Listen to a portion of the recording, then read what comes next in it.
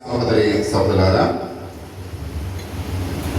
మన ప్రభువును రక్షకుడైన యేసుక్రీస్తు నామమున మీ అందరికి కూడా హృదయపూర్వక వందనాలు తెలియపరుస్తున్నా. అందరికి వందనాలు. ఈ ఉదయకాల సమయంలో మీ అందరికీ ఫ్రెండ్షిప్ డే సందర్భంగా అందరికీ శుభాకాంక్షలు తెలియపరుస్తూ ఉన్నాము. ఎందుకంటే నిజమైన స్నేహితుడు విలువకు ప్రేమించును. నిజమైన స్నేహితుడు తన యొక్క స్నేహితుడి కొరకు తన ప్రాణాన్ని అర్పిస్తాడు. ఈ లోకంలో అటువంటి నిజమైన స్నేహితులు మనకు ఎవరు కూడా లేరు, కానీ ఒక యేసయ్య మాత్రమే నిజమైన స్నేహితుడిగా ఉన్నాడు అనే విషయాన్ని మనం గమనించవలసినట్లుగా మనం చూస్తూ ఉన్నాం.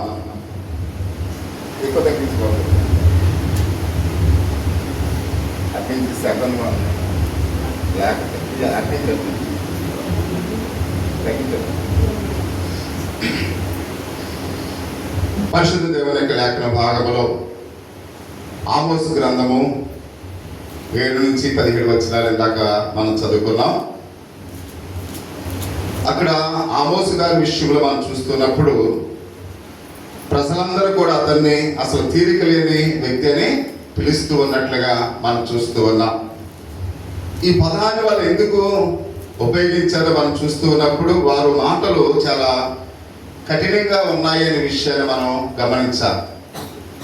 ఎవరైతే సత్యాన్ని మాట్లాడతారో, దేవుని యథార్థమైన వాక్యాన్ని బోధిస్తారో, అప్పుడు ఆ ప్రజలకు అటువంటి వారి మీద ఏమాత్రం కూడా ఇష్టం ఉండదు. ఉన్నది ఉన్నట్లుగా మొక్కమాటం లేకుండా కరెక్ట్గా మాట్లాడే వ్యక్తులను చాలామంది అసహించుకుంటారు. వాళ్ళని ఇక్కడ కఠినమైన మాటలు వారి మీద చూపిస్తూ ఉంటారు. మన ఇంట్లో కూడా ఎవరైనా కరెక్ట్గా మాట్లాడాలంటే ఎవరు కూడా మనకి ఇష్టం ఉండదు. ఏదో లాజిక్గా నవ్వుతూ పైకి నవ్వుతూ హృదయంలో ఎవరున్నప్పుడు కూడా ఏదో పైకి ప్రేమగా నటించి మాట్లాడుతున్న వారు ఇంకా చూసి మనం ఎంతో సంతోషిస్తాం. అంటే యథార్థంగా ఉండేవాళ్ళు ఆ విధంగా మాట్లాడడం వారికి చేత కాదు. యథార్థంగా ఉన్నది ఉన్నట్లుగా మాట్లాడే వాళ్ళకి పైకి ఒక మాట లోరొక మాట మాట్లాడటం ఎవరు కూడా ఇష్టం ఉండదు. కానీ అటువంటి వారు ఉన్నది ఉన్నట్టుగా మాట్లాడేవాళ్ళు అంటే మనకి చాలా కోపం, వాళ్ళని చాలా కఠినంగా మనం చూస్తూ ఉంటాం. ఇక్కడ ఆమోసు యొక్క జీవితంలో కూడా ఆమోసు తన మాటలు ఏం మాట్లాడట్లేదు. దేవుడు ఏదైతే చెప్పమన్నాడో ఆ సత్యాన్ని ఆయన మాట్లాడుతూ ఉన్నాడు. దేవుడు చెప్పమన్న ఆ యొక్క మాటలు చెబుతున్నప్పుడు అనేక మంది ఆయన మీద చాలా కఠినంగా మాట్లాడుతూ ఉన్నారు అనే విషయాన్ని మనం చూస్తూ ఉన్నాం. ఎందుకంటే ఆయన మాటలు వాళ్ళకి చాలా కష్టంగా ఉన్నాయని పరిశుద్ధ గ్రంథంలో అయితే మనం చూస్తూ ఉన్నాం. ఎందుకంటే మనం మాట్లాడుతున్న వ్యక్తి పేరు ఎవరు? ఆమోసు అని ఇక్కడ మనం చూస్తూ ఉన్నాం.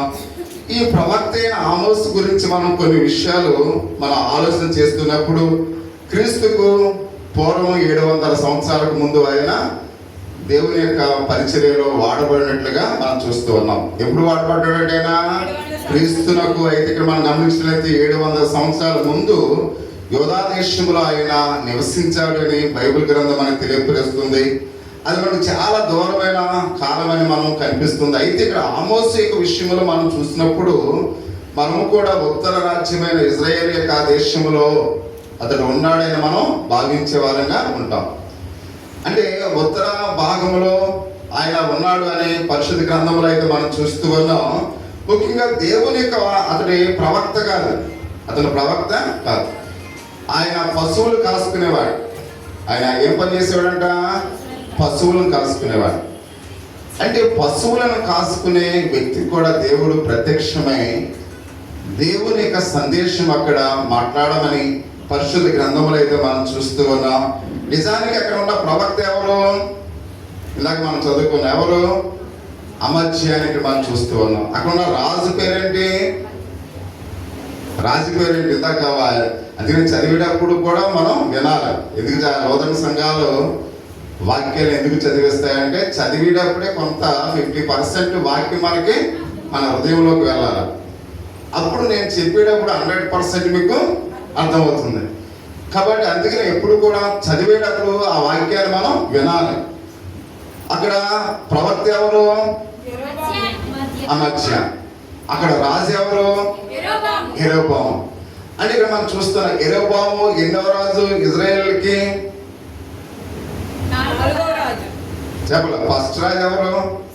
సౌలు. తర్వాత రాజు దావీదు. తర్వాత సొలొమోను. సొలొమోను తర్వాత యెరోబాము. కాబట్టి ఇక్కడ మామూలుగా ఇక్కడ సొలొమోను వరకు కూడా మనం గమనించినట్లయితే 12 గోత్రాలను కూడా మామూలుగా 12 గోత్రాలకు సంబంధించిన రాజులు ఎవరు? అక్కడ మామూలుగా సౌలు, దావీదు, సొలొమోను. తర్వాత ఏమైంది? విడిపోయింది. అంటే 10 గోత్రాలు ఒకవైపు, 2 గోత్రాలు ఒకవైపు వెళ్ళిపోయినట్టుగా మనం చూస్తున్నాం. అంటే ఎవరు రాజుగా ఉన్నప్పుడు అవి విడిపోయినవి? యెరోబాము రాజుగా ఉన్నప్పుడు. అంటే ఒకరు యోధా రాజ్యముగాను, ఒకరు ఇజ్రాయేల్ రాజ్యముగా డివైడ్ అయిపోయినట్లుగా మనం చూస్తూ ఉన్నాం. అంటే ఇప్పుడు యెరోబాము రాజు కనుక అక్కడ ఈ యెరోబాము యొక్క రాజ్యాన్ని మనం చూస్తున్నప్పుడు అది 2గా డివైడ్ అయిపోయినట్లుగా మనం చూస్తూ ఉన్నాం. ఆ డివైడ్ అయిపోయిన యోధా రాజ్యం గురించి ప్రభు ఇక్కడ ఇజ్రాయేల్ యొక్క రాజ్యం గురించి అక్కడ మాట్లాడుతూ ఆ ఇజ్రాయేల్ ప్రజలు ఏ విధంగా ఉన్నారు, వారి యొక్క స్థితిగతులను ఇక్కడ మనం చూస్తున్నాం. వీరి మధ్య ఆమోసు చాలా తక్కువ కాలం పరిచర్య చేసినట్లుగా మనం చూస్తూ ఉన్నాం. ఆమోసు చాలా తక్కువ సమయాన్ని అక్కడ పరిచర్య చేశాడు అని పరిశుద్ధ గ్రంథంలో మనం చూస్తున్నాం. ఈ ప్రవక్త మనం తీరిక లేని వ్యక్తి అని పిలవచాలం. ఎందుకంటే ఆ రోజు అతడు ఏం చెప్తూ ఉన్నాడో, ఆయన చెప్పిన ప్రతి విషయం కూడా ఎంతో ఆశ్చర్యాన్ని కలుగు చేస్తూ ఉన్నట్లుగా మనం చూస్తూ ఉన్నాం. నిజానికి ఈ వ్యక్తి గురించి మనం చాలా ఎక్కువ నేర్చుకోవాలి ఈ ఉదయకాల సమయంలో. ఈయన మిగిలిన ప్రవక్త వలె, హోషేయ ప్రవక్త వలె, లేక యోనా, యెషయా వలె, లేక మేకా ప్రవక్తలందరూ కూడా పెద్ద ప్రవక్తలు ఉన్నారు, చిన్న ప్రవక్తలు ఉన్నారు. పెద్ద ప్రవక్తల్లో ఒక ఆయన పేరు చెప్పండి, ఎవరు? యెషయా. కాబట్టి చిన్న ప్రవక్తలు యోనా, వీళ్ళందరూ కూడా చిన్న ప్రవక్తలుగా ఉన్నారు. అంటే వీళ్ళందరూ కూడా మనం గమనించేటైతే కాబట్టి ప్రవక్త కూడా కాదు, కానీ ఇతడు ముఖ్యంగా దేవుని వాక్యాన్ని ప్రభు ప్రకటించమన్న మాటలను అక్కడ ప్రకటించినట్లుగా మనం చూస్తున్నాం. అంటే యోనా వలె, మీకా వలె ఈయన ఆమోసు ప్రవక్త కాదు. ఆయన ఏం చేసేవాడంట? గొర్రెలను కాసేవాడు. గొర్రెలను కాసేవాడిని దేవుడు ఎంత అద్భుతంగా వాడుకున్నాడు ఇక్కడ మనం చూస్తూ ఉన్నాం. దేవుని వాక్యం ఎల్లప్పుడూ కూడా పలుకుబడి లేనిదిగా ఉంటుంది. దేవుని వాక్యం ఎలా ఉంటుంది? ఎల్లప్పుడూ కూడా పలుకుబడి లేనట్లుగా ఉంటుంది. అంటే మన మాట ఎప్పుడైతే మనం సత్యాన్ని మాట్లాడతామో దానికి అంత విలువను, అంత ప్రాధాన్యతను ఎవరు కూడా ఇవ్వరు. ఎవరైతే అసత్యాన్ని మాట్లాడతారో దానికి ఎక్కువ విలువ, ప్రాధాన్యత ఇస్తూ ఉంటారు. అంటే దేవుని యొక్క వాక్యం ఎలా ఉంది? అంత ప్రాధాన్యత లేనిదిగా ఉంది. ఎందుకని? అది సత్యము కాబట్టి, ఉన్నది ఉన్నట్లుగా మాట్లాడేది కాబట్టి. అందుకని ప్రజల్లో ఉన్నది ఉన్నట్లుగా మాట్లాడితే అది ఎవరు కూడా సహించరు, ఎవరు కూడా ఇష్టపడరు. సరిగా కూర్చోంటే చిన్నపిల్లలకి ఎలా ఉంటుంది? కోపం వస్తుంది. ఏంటి అందరిని వదిలేసి మమ్మల్ని సరిగ్గా కూర్చోమందరికి పాస్టర్ గారని వాళ్ళు ఫీల్ అవుతుంటారు. అంటే సరిగ్గా కూర్చోమని చెప్పిన మాట మంచిదా చెడ్డదా? మంచిది. కానీ వాళ్ళకి ఇష్టం ఉంటుందా? ఇష్టం ఉండదు.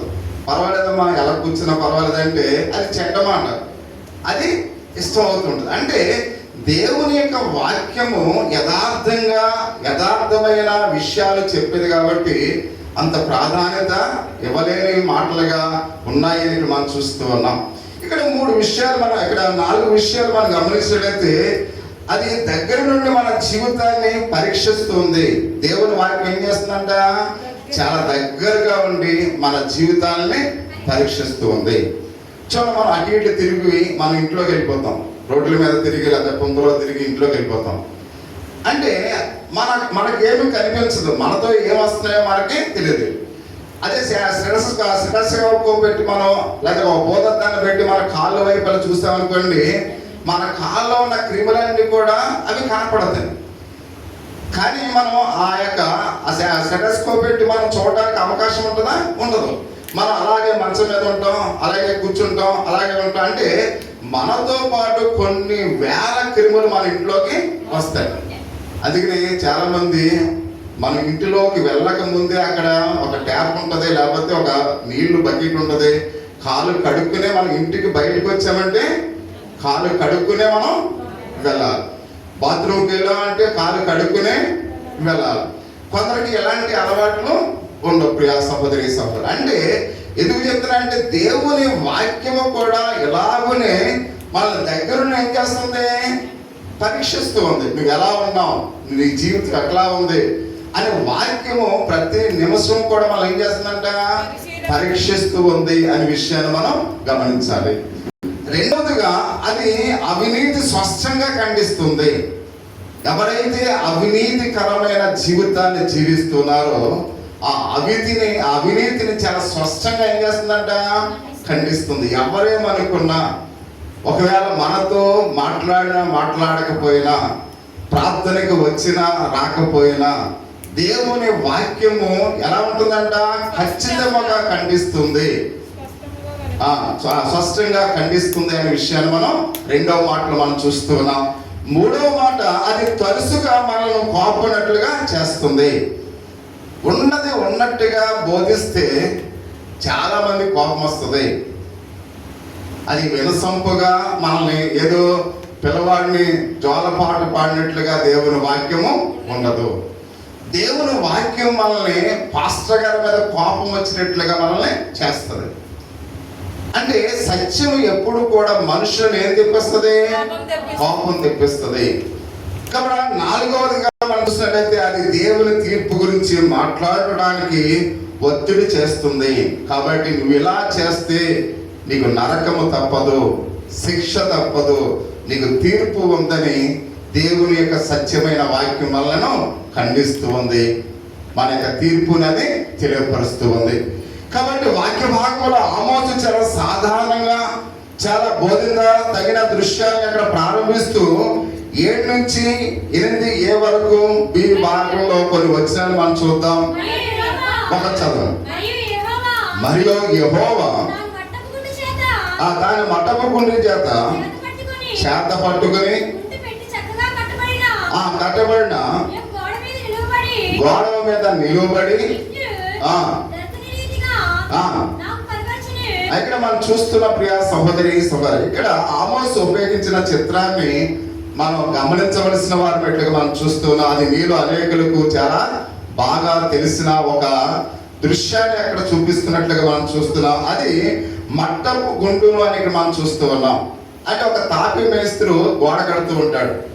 గోడ కట్టేటప్పుడు ఏం చేస్తాడంటే ఒక 4 వరుసలు కట్టిన తర్వాత ఆ 4 వరుసలు కరెక్ట్గా ఉన్నాయో లేదో, అది ఒక మట్టపు గుండెని, అది ఇనపదు కానీ ఇది వరకు ఎత్తడే ఉండి దానికి పైన ఒక రేకులా ఉండదు, ఏం చేస్తాడు ఇలా పెడతాడు.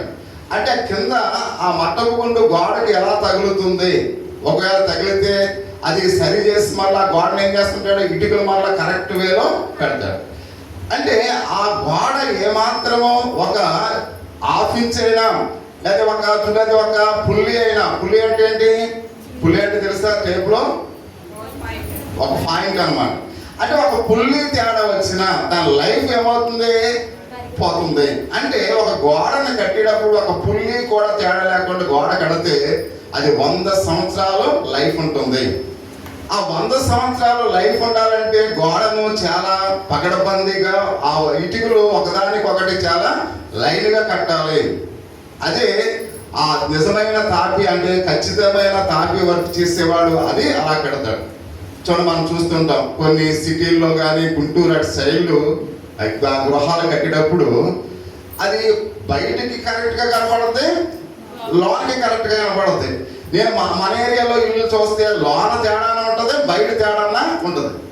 అంటే ఎందుకు తేడా ఉంటుందంటే మనం ఇటుకి కొనేటప్పుడు ఒక దగ్గరే కొనాలి, సైజ్ అంతా కూడా ఒకే విధంగా ఉంటుంది. మనం 4-5 దిక్కున కొన్నామనుకోని ఇంటికి అది ఎలా ఉంటుంది, సైజు తేడా వస్తుంది. అందుకని ఇంటికి కట్టేటప్పుడు ఒకే దగ్గర ఆ ఇటుక తీసుకుంటే ఆ గోడ సమానంగా ఉంటుంది, సిమెంట్ కూడా తక్కువ పడుతుంది, మెజర్మెంట్స్ అన్ని కూడా కరెక్ట్గా ఉంటాయి. ఇది చెక్ చేసేటప్పుడు దాని లైఫ్ 100 years ఉంటుంది, అంటే 100 సంవత్సరాలు దాని యొక్క లైఫ్ ఉంటుంది. ఒకవేళ నువ్వు సరిగ్గా ఆ తాపి మేస్త్రి ఒక పుల్లి ఇంత ఒక తేడా కట్టాడంటే అది 20 సంవత్సరాలు 30 సంవత్సరాలు అది మామూలుగా పడిపోయే పరిస్థితిలో ఉంటుంది. అందుకని ఇల్లు కట్టేటప్పుడు చాలా జాగ్రత్త తీసుకుని మనము కంగారు లేకుండా దాన్ని ఏం చేయాలి, కట్టాలి. ఇంకొక విషయం ఏంటంటే సిమెంట్ ఇటుకలతో కట్టినప్పుడు ఒక రోజుకి వచ్చి 4 వరుసలే కట్టాలండి. సిమెంట్ ఇటుకతో గృహాన్ని కట్టాలంటే ఒక రోజుకి వచ్చి 4 వరుసలు కట్టిన తర్వాత ఆ రోజుకి ఇంకా ఆపేసి రెండవ రోజు మరలా 4 వరుసలు కట్టాలి. ఇప్పుడేం చేస్తాడు, ఒక రోజులోనే మొత్తం కట్టేస్తాడు. అది 20 years మాత్రమే, ఒక 20 సంవత్సరాలు మాత్రమే దాని లైఫ్ అన్నమాట. రోజుకు 4 వరుసలు కట్టే గృహము 100 సంవత్సరాలు ఉంటుంది. అంటే ప్రతి దానికి కూడా ఆ మెజర్మెంట్స్ గురించి ఇక్కడ రాస్తూ ఆమోస్ అంటున్నాడు, ఆ గోడ కట్టేటప్పుడు ఒక దృశ్యాన్ని, అంటే ఒక మట్టపు గుండుని ఎత్తి చూపించి చిత్రంలో ఆమోసు ఆ మట్టపు గుండుతో ఒక గోడ ఎదురుగా నిలబడి ఆ గోడ యొక్క నిర్మాణాన్ని నువ్వు పరీక్షించు. అది ఏమాత్రము కూడా తేడా ఉన్నట్లయితే ఆ గోడ కొన్ని రోజులకు పడిపోతుంది. అంటే విశ్వాసుల యొక్క జీవితాల గురించి ఇక్కడ మాట్లాడుతూ ఉన్నాడు. విశ్వాస యొక్క జీవితం ఎట్లా ఉండాలి, మనం ఎలా జీవించాలి, మన బ్రతుకులు ఎలా ఉండాలి అనే దాని గురించి ఇక్కడ మాట్లాడుతూ ఆమోస్తో ప్రభు సెలవిస్తూ ఉపయోగించి చెప్తూ ఈ మట్టపు గుండును అందుకొరకే ఉన్నాయి అనే విషయాన్ని మనం గమనించాలి. ఇవి తాపి పని చేసే వారికి నిరంతరం కూడా వాటిని ఉపయోగించేవారుగా ఉంటారు అనే విషయానికి మనం చూస్తూ ఉన్నాం. కాబట్టి వారు అదే విధంగా చేయడానికి బహుశా మనం చూసి ఉండొచ్చు. ఎందుకంటే వారు గోడ నిర్మించేటప్పుడు ఒకవేళ ఎలాంటి సరైన నిర్ణయాలు తీసుకోకపోతే ఆ గోడ ఏమవుతుందని మనం అనుకున్నాం, పడిపోతుంది, కూలిపోతుంది అనే విషయాన్ని మనం గమనించవలసిన వారినట్లుగా మనం చూస్తూ ఉన్నాం. అందుకని ఆమోస్ ఈ చిత్రాన్ని ప్రభు చూపిస్తూ ఆయన మట్టపు గుండును ఉపయోగించి ఈ గోడ నిర్మాణము సరిగ్గా ఉందో లేదో, ఆ వరుసలు సరిగ్గా ఉన్నాయో లేదో నువ్వు పరీక్షించు అని మాట్లాడుతూ ఉన్నట్లుగా మనం చూస్తూ ఉన్నాం. అంటే ఇక్కడ ఆమోసు చూపించిన చిత్రం ఇదే. ప్రియ సహోదరి సహోదర, అసలు మట్టపు గుండు పట్టుకున్న ఈ చిత్రం ప్రభు చిత్రంగా ఎందుకు ఉంచాడనే విషయాలు కూడా మనం గమనించాలి. ఎందుకంటే ఆ గోడ ప్రజలకు సాదృశ్యంగా ఉన్నారు. ఆ గోడ ఎవరికి సాదృశ్యంగా ఉన్నారు? ప్రజలకు సాదృశ్యం. అంటే మనకు సాదృశ్యంగా ఉంది ఆ గోడ. అంటే మనము ఎలా కట్టబడుతూ ఉన్నాం సమాజంలో, లేక దేవుని సంఘములో, కుటుంబంలో మనం ఎలా కట్టబడుతూ ఉన్నాం అని ప్రతి ఒక్కరిని కూడా ఆలోచించవలసిన వారన్నట్లుగా మనం చూస్తూ ఉన్నాం. అంటే ఇక్కడ దేవుని యొక్క వాక్య భాగంలో మనం గమనించినట్లయితే ఆయన ప్రజలకు, అయితే ఇక్కడ మరి ముఖ్యంగా దేవుడు ఇజ్రాయేల్ ప్రజలు అనగా ఉత్తర ఇజ్రాయేల్ ప్రజలుగా ఉన్న ఆ యొక్క ప్రభువు ఆ ప్రాంతానికి ఆమోసును పంపించాడు. ఆ ఉత్తర భాగంలో ఉన్న ఇజ్రాయేల్ దేశానికి ఆమోసును పంపించి అక్కడ ఉన్న ప్రజల యొక్క స్థితి ఎట్లా ఉందో ఒకసారి నువ్వు చూడు అని పంపించినట్లుగా పరిశుద్ధ గ్రంథంలో అయితే మనం చూస్తూ ఉన్నాం. కాబట్టి ఆయన ఆ మట్టపు గుండును ఉపయోగిస్తూ ఆయన ఆ ప్రజల యొక్క జీవితాన్ని చాలా దగ్గరగా ఏం చేస్తున్నాడు, పరిశీలన చేస్తూ ఉన్నట్లుగా మనం చూస్తూ ఉన్నాం. వారు సరైన స్థితిలో ఉన్నారా లేదా అని ఆమోసును పరీక్షించమన్నాడు అనే విషయాన్ని పరిశుద్ధ గ్రంథంలో అయితే మనం చూస్తూ ఉన్నాం. ఎందుకంటే వారు నీతి సంబంధమైన మార్గంలో తిన్నంగా నడుస్తూ ఉన్నారా? ప్రతి ఒక్కరము కూడా నీతి సంబంధమైన మార్గంలో మనము తిన్నగా నడవాలి, నడుస్తున్నామా లేదా అని ప్రభు పరీక్షిస్తూ ఉన్నట్లుగా మనం చూస్తూ ఉన్నాం. కాబట్టి ఆ విషయాన్ని ఆయన పరిస్థితితో ఆయన అంటూ ఉన్నాడు. అదే విధంగా ఉండడానికి ఆయన కోరుకుంటున్నాడు. అంటే మనం అందరం కూడా ఎలా ఉండాలని దేవుడు ఇష్టపడుతున్నాడు? క్రమమైన గోడగా ఉండాలి, నీతిలో మనము సరైన మార్గములో మనము నడవాలి, మనం తిన్నగా మనం ఉండాలి అని ప్రభు సెలవిస్తున్నట్లుగా పరిశుద్ధ గ్రంథంలో అయితే మనం చూస్తున్నాం. అంటే మన యొక్క ఆలోచన ఆ కాలంలో ఉన్న యొక్క పరిస్థితి ప్రజలు ఎంత అసౌకర్యానికి గురి చేస్తుందో కూడా ఆయన మాట్లాడుతూ చెప్తూ ఉన్నాడు. ఈ విషయాన్ని మనం చూడగలదు. ఎందుకంటే నైతిక మరియు నీతి అనే దాంట్లో ఒకదానికి సంబంధం కలిగి ఉన్నట్లుగా మనం చూస్తూ ఉన్నాం. నైతికత, రెండు నీతి. ఈ రెండు పదాలు కూడా ఒకే అర్థాన్ని సూచిస్తూ ఉన్నట్లుగా మనం చూస్తున్నాం. నైతిక విలువలు అంటారు, అవి నీతి సంబంధమైనవిగా ఉన్నాయి. అంటే రెండు పదాలు కూడా ఒకే అర్థాన్ని ఇస్తూ ఉన్నట్లుగా మనం చూస్తూ ఉన్నాం. నైతిక అంటే సరైనది, తప్పుల మధ్య ఏది కరెక్టో అవునో అది తెలియపరుస్తుంది. నైతికత అంటే ఏంటి? ఇది సరైనది, ఇది సరైనది కాదు. అంటే తప్పు ఒప్పులను మనం ఏం చేస్తుంది, సరి చేస్తున్నట్లుగా మనము ఆ మంచి విషయాలు మనం ఏం చేయాలి, ఎన్నుకోవాలి. మనం ఏం చేయాలి? ఇది నైతికత అంటే ఇది మంచిది, ఇది చెడ్డది. అంటే ఆ ఆలోచన నీకు ఇస్తున్నప్పుడు నువ్వేం చేయాలి? మంచిని ఎన్నుకోవడానికి ప్రయత్నించాలి. ఈ నీతి అనే భాష అది మనం చూస్తే హీబ్రూ భాషలో ఉన్న పదాన్ని నైతి అక్కడ నీతి అనే పదానికి తర్జుమా చేసినట్లుగా మనం చూస్తున్నాం. అంటే ఈ నీతి అనేది బైబిల్ వర్డ్ అన్నమాట.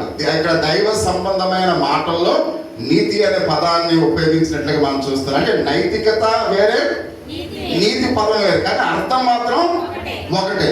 అంటే ఇది దేవునికి సంబంధించిన నీతి అనే పదాన్ని ఎక్కువ వాడుతున్నట్లుగా మనం చూస్తూ ఉన్నాం.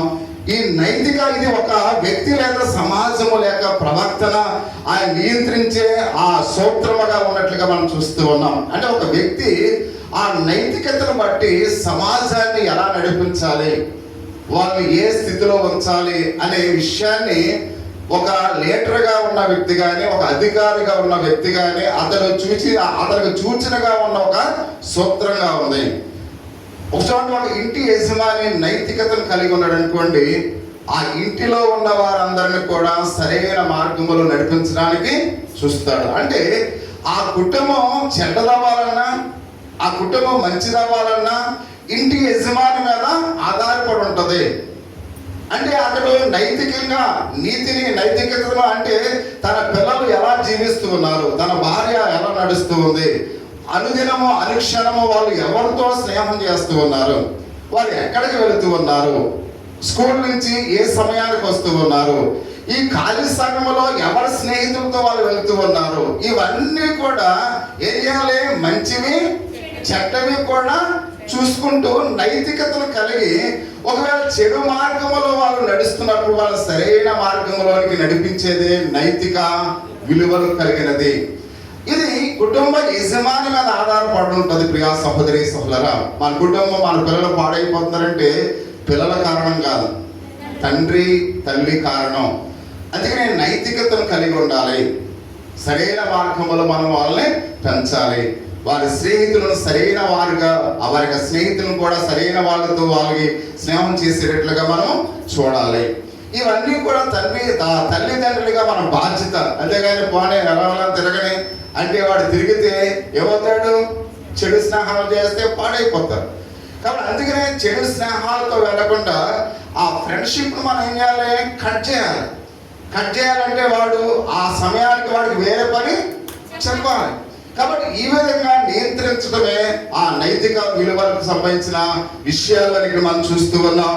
కాబట్టి సరైన మార్గంలో నడుస్తూ ఉన్నాడా లేదా అని ఒక మార్గదర్శిలా తండ్రి తల్లి ఉండాలి. అంటే ఒక మార్గదర్శిలాగా మీరే ఉండాలి. ఎవరో తల్లిదండ్రులే పిల్లలకి మార్గదర్శులుగా ఉండాలి అని అది నైతిక విలువలకు సంబంధించిన పదంగా ఉందని ఇక్కడ మనం చూస్తూ ఉన్నాం. నీతి అంటే నీతిగా జీవించడం అంటే సరైన జీవితాన్ని జీవించడం. నీతిగా జీవించడం అంటే ఏంటి, సరైన జీవితాన్ని జీవించడం. అది చాలా సులభమని పౌలు గారు చెబుతూ ఎఫెసీయులకు రాసిన పత్రిక 5వ అధ్యాయం 5 నుంచి 10 వచనాల్లో నీతిగా ఎలా బ్రతకాలి, అపవిత్రుడైనను లోబి అయినను అక్కడ మనం చూసినట్లయితే ఇక్కడ